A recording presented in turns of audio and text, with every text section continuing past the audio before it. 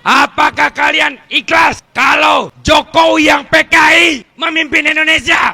Nah, kasus Pak Presiden Jokowi pertama di dunia ini, Bang. Boleh cek siapa ahli ketatanegaraan, rajin-rajinlah membaca. Pak Jokowi itu membajak demokrasi Indonesia. Jokowi ini adalah pembunuh politik yang tidak berperasaan. Bahwa Jokowi itu merupakan anteknya Beijing. Bahwa Jokowi ini memang manusia yang diasuh oleh syahwat kekuasaan yang luar biasa. Pak Jokowi itu yang ngono lho, mentang-mentang. Lah iya, padahal Pak Jokowi kalau nggak ada PDI Perjuangan juga, aduh, kasihan dah. Mungkin tidak ada pemimpin yang paling banyak dihina melebihi beliau. Luar biasa hinaannya, hujatannya luar biasa, fitnahannya luar biasa. Bahkan sampai pada hal-hal yang sangat inti menyangkut kehormatan beliau dan keluarga beliau. Jadi hobi bagi sebagian orang.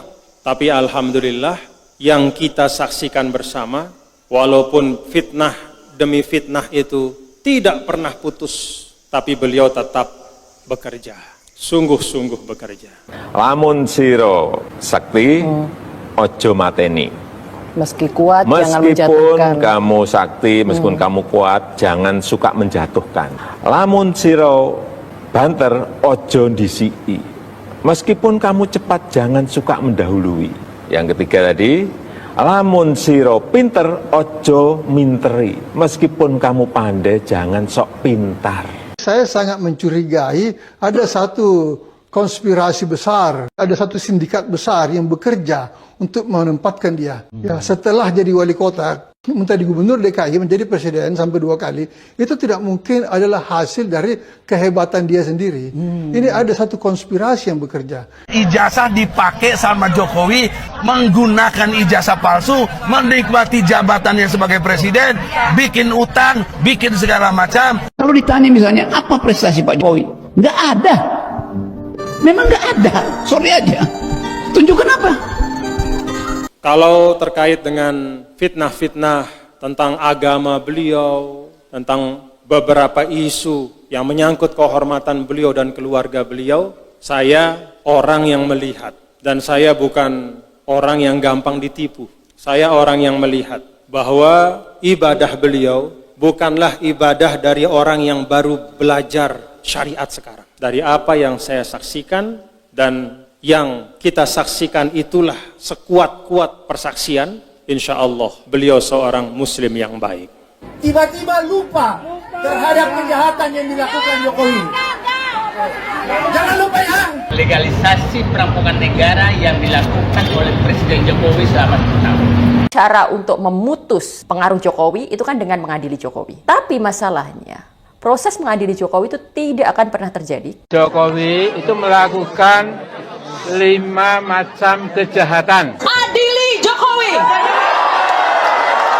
Tidak usah fitnah, tidak usah tuduhan Jokowi bohong. Dia sendiri mendeklarasikan dirinya, memproklamirkan dirinya itu bohong. Bertahun-tahun dihina, dianggap berpura-pura, sampai pada titik di mana kemudian terjadi arus balik. Ternyata apa yang merupakan kenyataan itu berbeda dengan apa yang selama ini kita dengar. Ketika Anies Baswedan itu dikriminalisasi, sehingga itu nyata-nyata kasus Formula E itu kriminalisasi, dan saya bersaksi itu dari perintah Pak Jokowi secara langsung. Tidak ada satupun di dunia ini yang bisa membuktikan bahwa Pak Jokowi dan keluarganya itu ya telah melakukan tindak pidana korupsi. Sebab bukti itu hanya bisa ditetapkan oleh penyidik. Saudara Joko Widodo telah melakukan tindakan yang menggambarkan perilaku korupsi itu. Satu persatu ketahuan bohong. Inna lillahi wa inna ilaihi raji'un. Hubungan kita dengan semua baik. Yang tidak baik itu cuma dengan Jokowi. Karena apa? Karena dia memilih membakar rumahnya sendiri. Bayangkan berdarah dingin. Sahabat saya Jokowi ini berdarah dingin juga. Bismillahirrahmanirrahim. Assalamualaikum warahmatullahi wabarakatuh. Balik lagi bersama saya di channel Perisai Nusantara TV.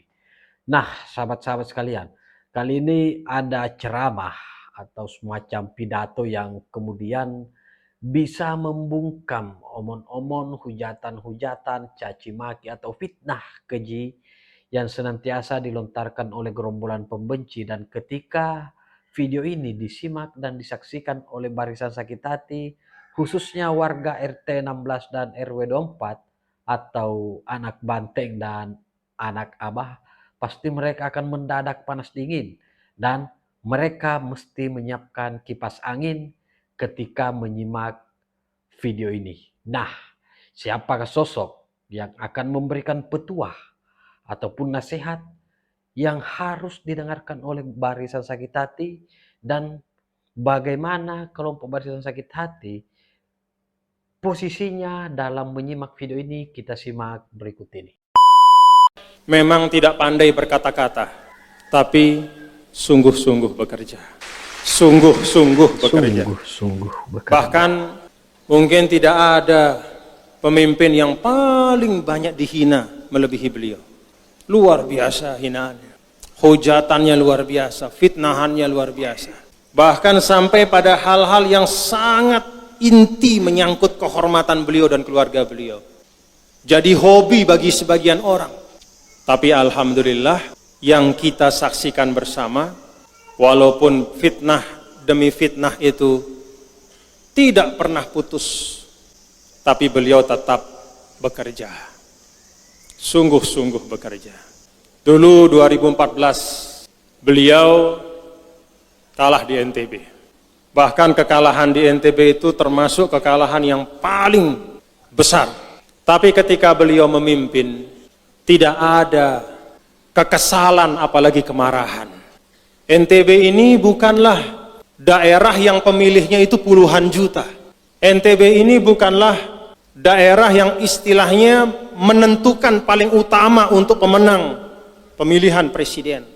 Penduduk atau hak pilih kita 3 juta sekian. Itu kira-kira sama dengan Kabupaten Bogor. Satu kabupaten saja di Pulau Jawa. Tapi beliau yang saya saksikan tidak kurang-kurang turun dan berusaha untuk membangun NTB. Kalau bicara tentang mau menang, fokus saja di Pulau Jawa.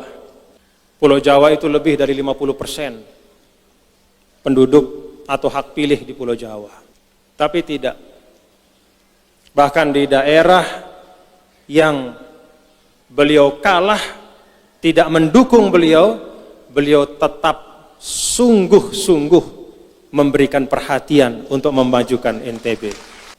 Kalau terkait dengan fitnah-fitnah tentang agama beliau, tentang beberapa isu yang menyangkut kehormatan beliau dan keluarga beliau, saya orang yang melihat, dan saya bukan orang yang gampang ditipu. Saya orang yang melihat bahwa ibadah beliau bukanlah ibadah dari orang yang baru belajar syariat sekarang. Bukan santri, tidak seperti tulab ma'had tentu. Dalam sisi misalnya muntamaseh-masehang, ya. Dari sisi kefasihan, mengucapkan huruf demi huruf hijaiyah, ya beliau bukan santri. Tetapi dari apa yang saya saksikan dan yang kita saksikan itulah sekuat-kuat persaksian, insya Allah beliau seorang muslim yang baik. Insya Allah beliau seorang muslim yang baik. Bertahun-tahun dihina, dianggap berpura-pura, sampai pada titik di mana kemudian terjadi arus balik. Ternyata apa yang merupakan kenyataan itu berbeda dengan apa yang selama ini kita dengar. Tentu bapak-bapak dan ibu memimpin negara sebesar Indonesia tidak bisa diukur hanya dari satu aspek kecil saja.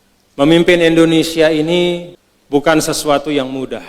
Jangankan memimpin Indonesia, memimpin NTB saja bukan sesuatu yang mudah. Banyak tantangan-tantangan yang dihadapi, tapi beliau terus bekerja dengan sungguh-sungguh. Ada hal-hal yang belum tercapai, ada masalah-masalah yang belum terselesaikan. Itulah yang menjadi harapan kita kalau beliau ditakdirkan oleh Allah untuk memimpin kembali Indonesia, apa-apa yang belum selesai itu dapat beliau tuntaskan. Termasuk apa-apa yang sedang dilaksanakan di Nusa Tenggara Barat. Dan bagi kita warga Nahdlatul Wathon, beliau memberikan pengakuan negara terhadap pendiri Nahdlatul Wathon sebagai pahlawan nasional. Kalau mau main politik, maka Al-Maghfurlah itu tidak akan diberikan pahlawan nasional 2017, tapi akan diberikan sekarang. Tapi memang dalam pembicaraan dengan beliau itu, beliau ingin menghargai. Beliau tahu bahwa Al-Maghfurlah Maulana Syekh adalah pionir bagi pembangunan keislaman dan kebangsaan. Jasa-jasanya terus mengalir dari generasi ke generasi, nilai-nilai perjuangannya terus merubah wajah Nusa Tenggara Barat. Tidak ada keraguan, beliau memberikan pengakuan negara. Bandara juga bagian dari penghormatan beliau. Maka bagi kita warga Nahdlatul Wathon, ajarna ita adik tahu balas budi li dengan siwah bagus li itu. Paham sih dah? Paham? Ajarna ita balas budi li dengan siwah bagus li ita. Dan kebagusan itu bukan kebagusan si terpaksa ngebeng ita ndek. Mundi ngebeng ita endah denara apa-apa, dia tebau nuntut endah. Tapi kebagusan sini adalah pilihan. Memang ia milih ngebeng kebagusan, kemuliaan, penghargaan. Hal jazaul ihsan, maka paham-paham bapak-bapak ibu nggih? Paham-paham. Terakhir yang keempat, ada hal-hal yang terus-menerus sampai sekarang didengungkan. Salah satu di antaranya adalah bahwa umat Islam pada masa Bapak Presiden Jokowi ini ditekan, lalu diberikanlah contoh kriminalisasi ulama. Lebih spesifik lagi, contoh kriminalisasi ulama adalah apa yang menimpa Al-Habib Muhammad Rizik Syihab. Benar enggak? Tetu atau nde ino?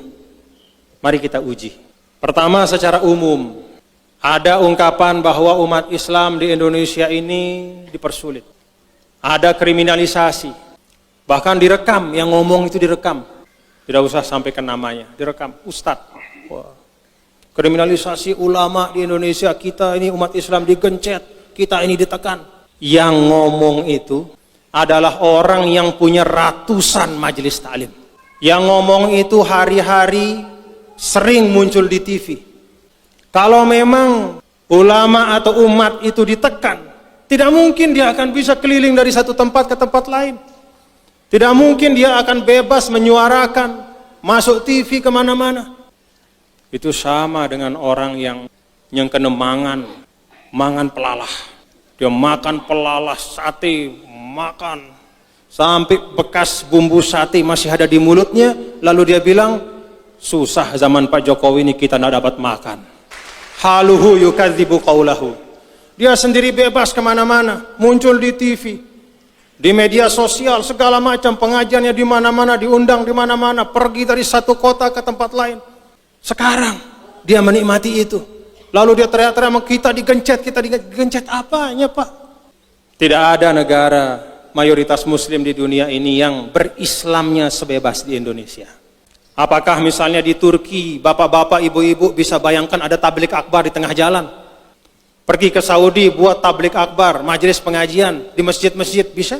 Apakah di negara-negara lain, di Mesir, di Arab Saudi, di Turki, di negara-negara Islam yang maju, yang dianggap sebagai contoh-contoh, ada orang bisa naik menjadi khotib tanpa ada surat resmi izin dari pemerintah? Tidak bisa. Di Mesir kalau naik mimbar tanpa ada izin resmi dari Kementerian Auqaf, turun lagi.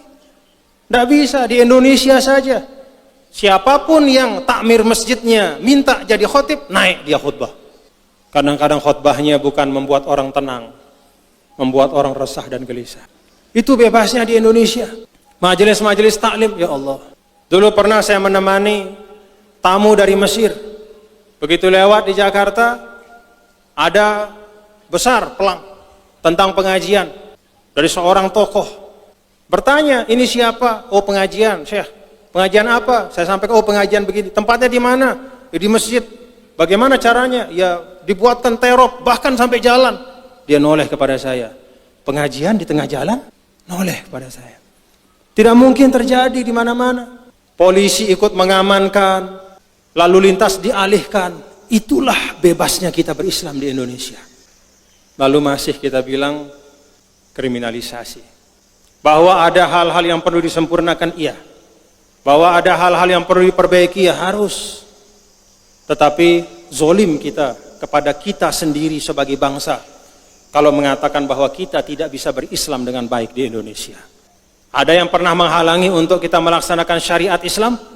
Sholat 5 waktu, pergi ke masjid, tidak kurang masjid di Indonesia ini. Yang sering disampaikan oleh Pak Yusuf Kalla itu, Indonesia adalah negara yang paling banyak masjid dan musolanya. 800.000 masjid dan musola seluruh Indonesia. Tepuk tangan. Tepuk tangannya untuk masjid dan musolanya. Jamaahnya masih kurang. Jadi tidak kurang-kurang. Kalau di tempat-tempat yang lain, yang menjadi pemikiran bagaimana mencukupkan jumlah rumah ibadah, jumlah masjid. Kalau di Indonesia yang jadi pikiran bagaimana mengisi masjid. Tetua tonde, tetua tonde, mau berekonomi secara islami di Indonesia, oh undang-undangnya lengkap. Tidak kurang undang-undangnya, yang kurang apa? Semangat umat Islam untuk menggunakan undang-undang itu. Bank-bank syariah itu sudah banyak, termasuk terakhir Bank NTB Syariah, kita konversi penuh menjadi bank syariah. Wadahnya sudah ada, lengkap. Mau munakahat, mau melaksanakan tuntunan-tuntunan bersuami istri, menikah, dan semua kaitannya secara islami, Indonesia lengkap undang-undangnya. Mau berwakaf secara Islam, Indonesia ada undang-undang wakafnya. Semua diatur. Itulah fasilitasi. Sehingga kalau sebagian ulama mengatakan negara Islam itu pertama adalah negara yang sebagian besar penduduknya adalah Muslim, Indonesia sudah masuk di situ. Negara Islam adalah negara yang tazharu fihi syara'iul Islam, yang bisa ditampakkan syiar Islam secara terbuka. Dicontohkan oleh Imam Nawawi, sholat 5 waktu. Di Indonesia ini bukan hanya sholat 5 waktu, sholat-sholat sunnahnya pun bisa secara terbuka. Banyak majelis-majelis tahajud bersama, bahkan tidak seperti yang ada di Saudi, di Mesir, dan negara-negara yang lain, bahwa loudspeaker masjid itu hanya berbunyi ketika azan. Di Indonesia tidak sedikit loudspeaker yang sudah bunyi setengah jam sebelum azan, walaupun di situ tidak ada orang. Nyala loudspeaker, ngaji panjang, habis itu panjang. Di mana mau lihat? Pergi ke Turki, coba dengar di situ. Ada ndak? Sebelum sholat itu ada ngaji 10 menit, setelah sholat ada ngaji?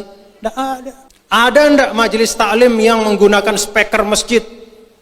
Setelah misalnya zuhur kemudian pakai speaker pengajian, atau setelah maghrib di Turki, di Mesir, di Saudi. Kalaupun pengajian itu ada, dia pakai speaker dalam, tidak menggunakan speaker luar. Jadi jangan termakan oleh hasutan bahwa di Indonesia ini kita berislam susah. Tidak. Ruangnya sangat lebar, kesempatannya sangat luas. Bahkan kita sendiri yang sering tidak mampu menggunakan kesempatan dan ruang itu. Nasihat yang disampaikan oleh Tuan Guru Bajang atau Gus Zainul Majdi ini merupakan nasihat yang sangat penuh ilmu dan penting untuk kita simak, untuk kita aplikasikan. Jangan seenaknya merendahkan orang lain, jangan seenaknya meremehkan orang lain, apalagi memfitnah orang lain yang notabene sebagai pemimpin bangsa. Orang yang paling dicintai oleh seluruh rakyat Indonesia, dan bahkan sampai di ujung pemerintahan Bapak Presiden Joko Widodo di masa lalu, 80% rakyat masih mendukung keberadaan Bapak Jokowi sebagai Presiden di Republik Indonesia. Akan tetapi dari awal memang Pak Jokowi tidak pernah menginginkan adanya perpanjangan masa jabatan, meskipun itu kemudian sering digoreng, digiring oleh para barisan pembenci, para barisan sakit hati yang ingin menjatuhkan dan membunuh karakter dari seorang Jokowi. Akan tetapi apa yang kalian lakukan terbukti hari ini. Upaya yang kalian lakukan untuk membunuh karakter Jokowi justru membuat Jokowi semakin bersinar, dan bahkan kediaman Bapak Jokowi hari ini itu ibaratnya seperti layaknya seperti taman wisata yang setiap hari dikunjungi oleh puluhan bahkan ratusan masyarakat Indonesia, dan di sekitar kediaman tersebut juga ada masyarakat yang kemudian bisa mencari nafkah dengan menjual kira-kira makanan-makanan yang dibutuhkan oleh orang-orang yang datang berkunjung ke rumah Bapak Jokowi. Sudah tidak menjadi Presiden Republik Indonesia, akan tetapi Pak Jokowi masih bermanfaat untuk banyak masyarakat yang ada di sekitarnya. Dan itu sudah dijelaskan dalam ayat suci Al-Quran. Khairun nas anfa'uhum linnas. Sebaik-baik manusia adalah manusia yang bermanfaat bagi manusia lainnya. Dan sosok itulah yang kemudian dimiliki oleh seorang Joko Widodo. Nah, bagaimana respon sahabat-sahabat sekalian? Silahkan tinggalkan di kolom komentar. Terima kasih. Wallahul muwaffiq ila aqwamit thoriq. Wassalamualaikum warahmatullahi wabarakatuh. Salam waras, salam akal sehat, NKRI harga mati.